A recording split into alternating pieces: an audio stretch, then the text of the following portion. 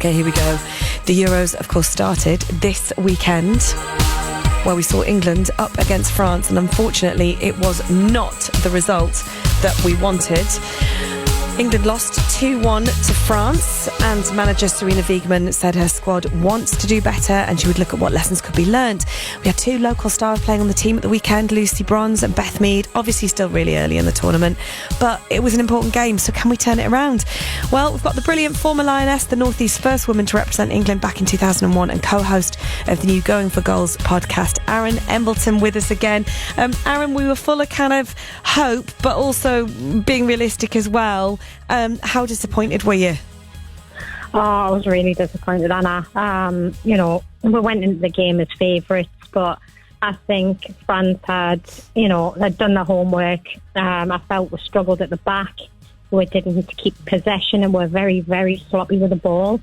And even down to the first goal, the ball came across the box and I felt like Leah Williamson got pushed off the ball very easily. The movement from the total was exceptional. And she gave herself a yard and it was in the back of the net, but we were unlucky because obviously the VAR decision against me. I was going to say, when that happens, do you think, when Beth's goal was, do you think that disallowed, do you think it affects confidence levels? 100%. It really does, because, they were celebrating that, we thought it was a goal, but when you see the VAR picture, VAR's there to guide the referees, and I feel that, the picture was neck and neck. There was nothing in it. And I think at that point, we've got to look at it from a reasonable point of view and think, we've got to give the centre forward, on this case, Beth Mead, the winger, the advantage to that, to play on. It was like watching a 100-metre race, a photo finish. There was nothing in it. So for me, it should have been allowed. But yeah, that was kind of put a bit of a spanner in the works at the beginning, Yeah, and I guess that's football. They've got to pick themselves up. So the next match is against Netherlands on Wednesday. Really important game now. How will they be kind of picking themselves up psychologically, physically, to turn it around for them? Yeah, Sarina will have them, psychologically you've got to be just a game at a time, and the pressure is on now, unfortunately, and losing the first game is not what you want in a big tournament.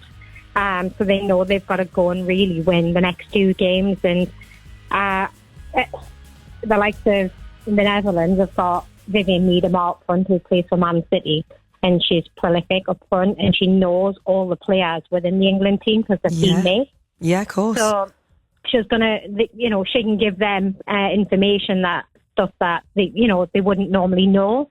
And she's strong up front, but I do feel that we're definitely missing Millie Bright's stance at the back for winning everything in the air. She's dominant, and that showed against France. And also the formation of England playing one up front. I don't feel Russo's got enough support up there.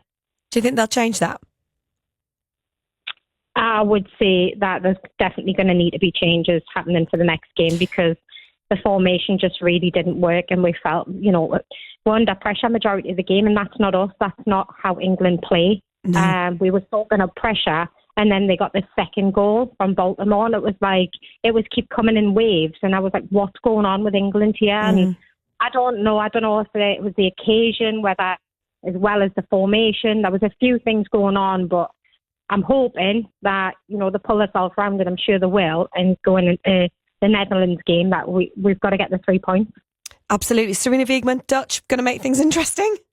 Yes, very, very interesting. Her nationality, her country, and it's one of them. It's got to be, as a manager, it's got to be hard standing on a line knowing you're playing against your country. But, she's got a job to do, and she's managing us.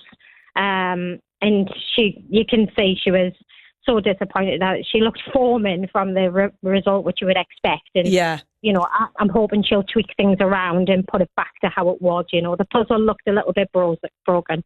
But it can be fixed.